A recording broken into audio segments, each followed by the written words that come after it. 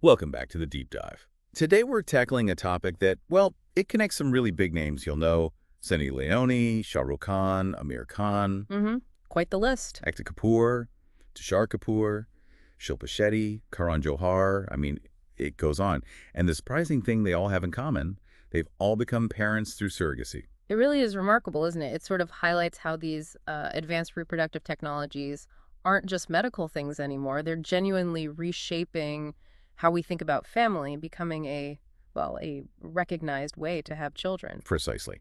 So that's what we want to get into today. Our mission for this deep dive is really to understand the science behind it all, the money involved, and the pretty complex rules around the world for IVF, in vitro fertilization, and surrogacy. We're going to unpack what these journeys are actually like using the sources you sent over. So let's jump in. Sounds good. And it's fascinating how these breakthroughs are fundamentally changing how we even understand conception, creating possibilities that honestly were just science fiction a few decades back. Absolutely. Yeah. Okay, so let's start with IVF. That's often the kind of the first step, right? Lots of people have heard the term test tube baby. Mm-hmm. And that phrase comes directly from what IVF actually stands for. In vitro fertilization. In vitro, it literally means in glass. Right, in glass or in a test tube. It just means the fertilization part where the sperm meets the egg happens outside the body, in a lab setting, very carefully managed. Okay, so taking that natural process and moving it into a controlled space. Exactly, so doctors can monitor it, help it along, especially in those very early stages of development. So how does this very precise process actually work? Can you walk us through it? Sure, so first, the goal is to get multiple eggs, not just the one you'd typically get in a natural cycle. Doctors stimulate the woman's ovaries, often using hormones. You might hear names like FSH and LH thrown around. Follicle-stimulating hormone and luteinizing hormone. That's them.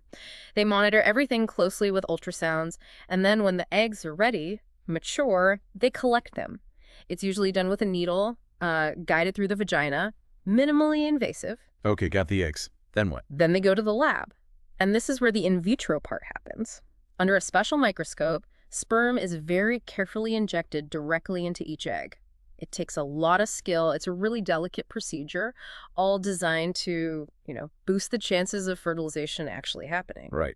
And you mentioned multiple eggs. That always struck me as interesting. If you're aiming for one baby, why go through the effort of getting, say, 10 eggs? Yeah, that's a really good question. And it's about probability and efficiency, basically.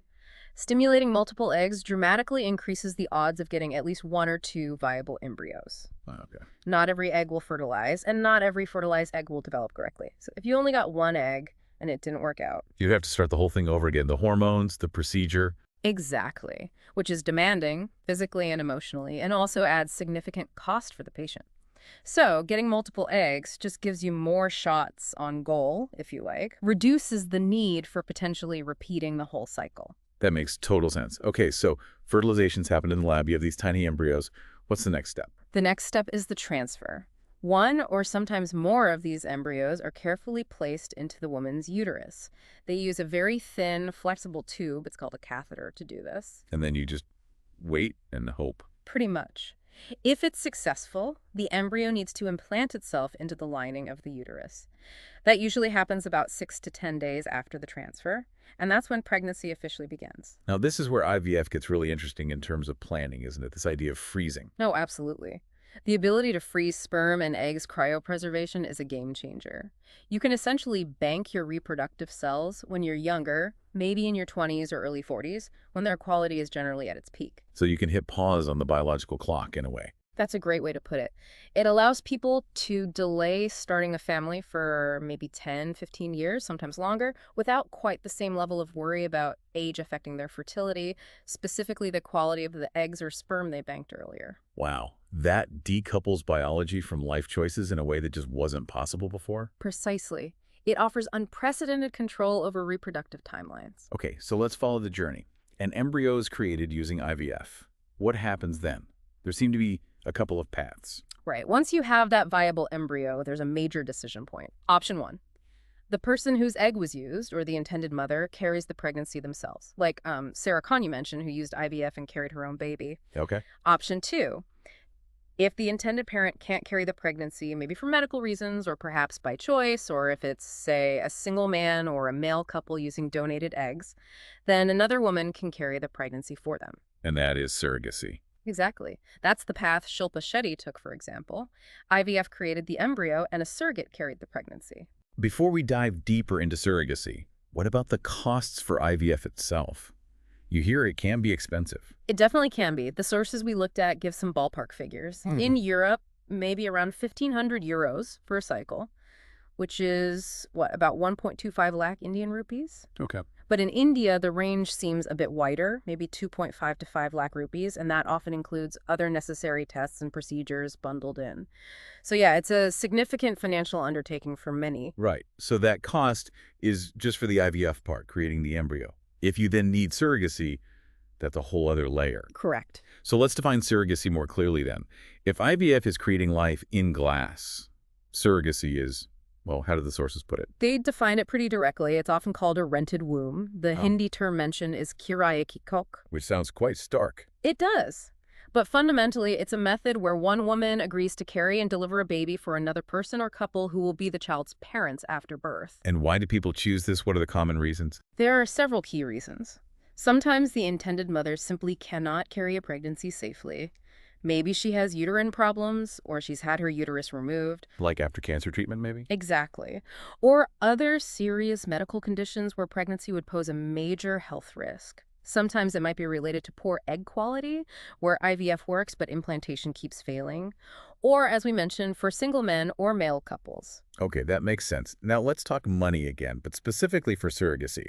The costs seem to vary wildly across the globe. Hugely. It's quite eye-opening. The sources point out that in the U.S., for example, commercial surrogacy could set you back around 100,000 euros. That's nearly 90 lakh rupees. Wow. But then you look at somewhere like Ukraine, and the cost mentioned is closer to 35,000 euros, so roughly 30 lakh rupees. That's a massive difference. It is. And that price gap is a major factor driving international surrogacy. People from wealthier Western countries often seek surrogates in places like Ukraine because it's significantly cheaper. It creates this global market dynamic. And digging into that Ukrainian cost the 35,000 euros. Yeah. There's another layer, isn't there, about who actually gets the money. Yes, this is a really important point highlighted in the sources. Out of that 35,000 euro total cost paid by the intended parents, the surrogate mother herself, the woman actually carrying the child, might only receive about 6,000 euros. Only 6,000 out of 35,000. Where does the rest go? The vast majority, it seems, goes to the clinics, the agencies, the intermediaries managing the process. So that really drives home the term commercial surrogacy, doesn't it?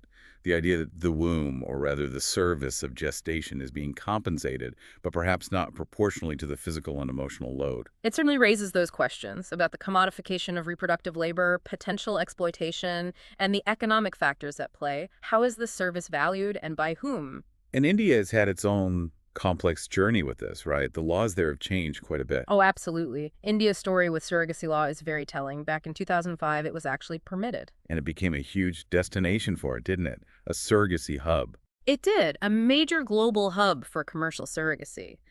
But then concerns grew. Reports of exploitation of surrogate mothers became widespread. So what happened? Well, by 2015, the government moved to ban commercial surrogacy, particularly for foreigners. It was a big shift. And has it stayed banned?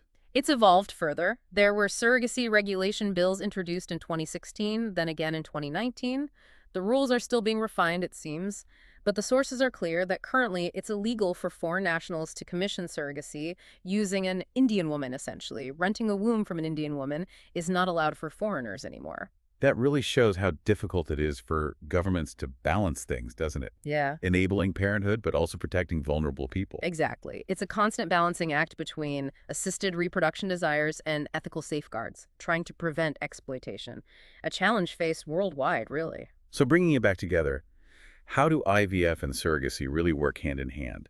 You mentioned implanting multiple embryos earlier. Right. So remember how with IVF, doctors often retrieve multiple eggs and aim to create multiple embryos to increase the chances of success. Yeah. Well, often during the transfer stage, whether it's into the intended parent or into a surrogate, they might transfer more than one embryo.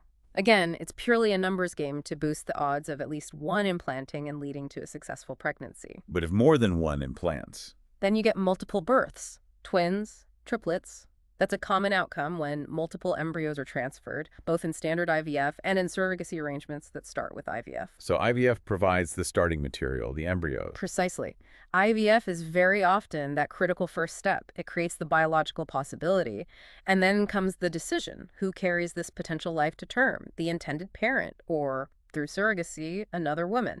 It creates this whole spectrum of options. What a journey we've covered. It's really quite something. We went from the tiny details of how life starts in glass with IVF Ending the science, yeah. to the costs involved, the amazing flexibility like freezing eggs and sperm for later. Yeah. Then we unpacked surrogacy, that sometimes controversial idea of the rented womb, but also a really vital path to parenthood for many. We looked at the huge cost differences around the world The global market aspect, yeah. and the changing laws, especially somewhere like India trying to grapple with the ethics of it all. It's clear these technologies are constantly pushing boundaries, aren't they? They're not just medical procedures. They're really influencing society, how we define family, how we think about biological connection. Totally. Opening up ways to build a family that just didn't exist before. But also raising complex questions. Absolutely. And sparking these big debates, societal, legal, ethical, that are definitely not settled yet. It really makes you think, doesn't it? How our ideas about family and, well, making families are constantly being stretched and reshaped by science. Maybe it's something for you listening at home to keep thinking about, or maybe even look into more as these technologies continue to evolve.